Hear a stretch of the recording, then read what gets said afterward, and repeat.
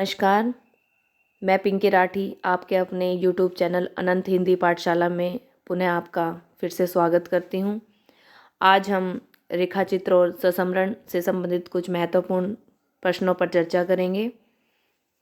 आज का हमारा पहला प्रश्न है, सुधा में इलाचंद जोशी का ससमरण किस शीर्षक से प्रकाशित हुआ? तो इसका जो सही उत्तर है वो होगा हमारा मेरे प्राथमिक जीवन की स्मृतियाँ।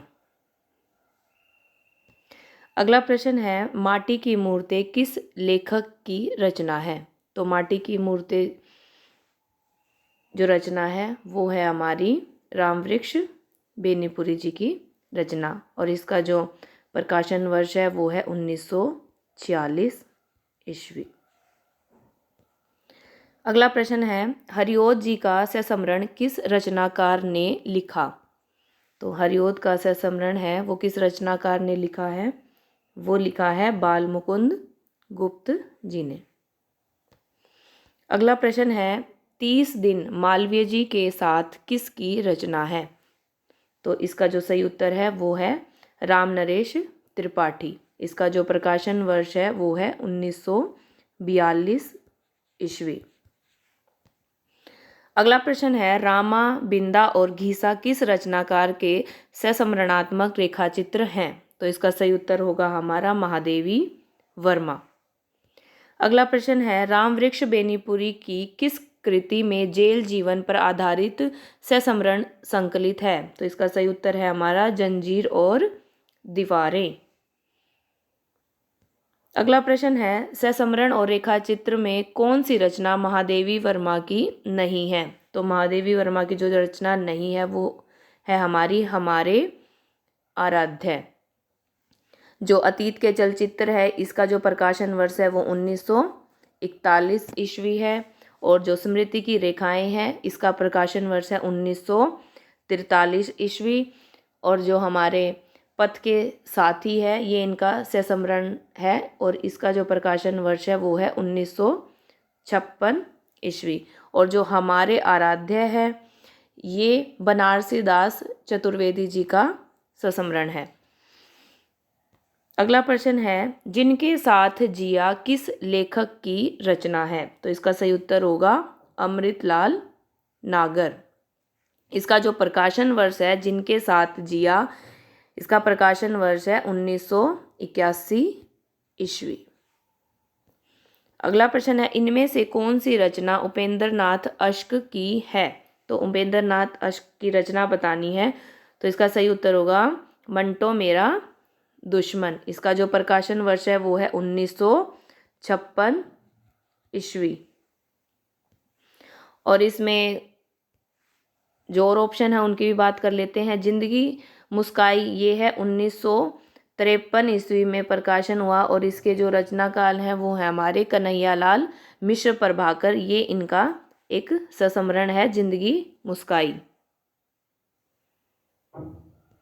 अगला प्रश्न है, मार्च 1939 में हंस का रेखाचित्र विशेषांक किसके संपादकत्व में निकला? तो इसका जो सही उत्तर है वो होगा हमारा श्रीपत राय। अगला प्रश्न है, मधुकर के रेखाचित्र विशेषांक 1946 का संपादन किसने किया था? तो इसका सही उत्तर होगा हमारा बनारसी दास चतुर्वेदी। अगला प्रश्न है, संपूर्णानंद जी के ससमरण उनकी किस पुस्तक में संकलित हैं? तो इसका सही उत्तर होगा हमारा कुछ स्मृतियां और स्फुट विचार।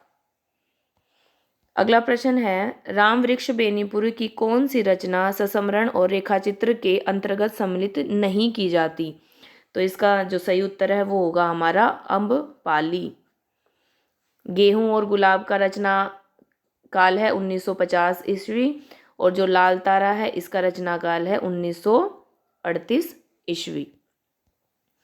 अगला प्रश्न है, इनमें से बनारसी दास चतुर्वेदी की ससमरणात्मक कृति कौन सी है? तो इसका जो सही उत्तर है वो होगा हमारा हमारे आराध्य। इसका जो प्रकाशन वर्ष है वो है 1952 ईस्वी।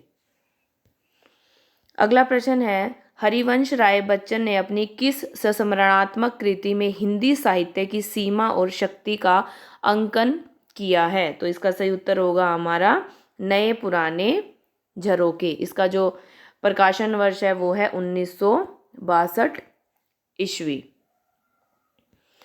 अगला प्रश्न है, सेठ गोविंद दास ने इनमें से कौन सी कृति रेखाचित्र शैली में लिखी है? तो इसका सही उत्तर होगा हमारा चेहरे जाने पहचाने। इसका जो प्रकाशन वर्ष है वो है 1966 ईस्वी।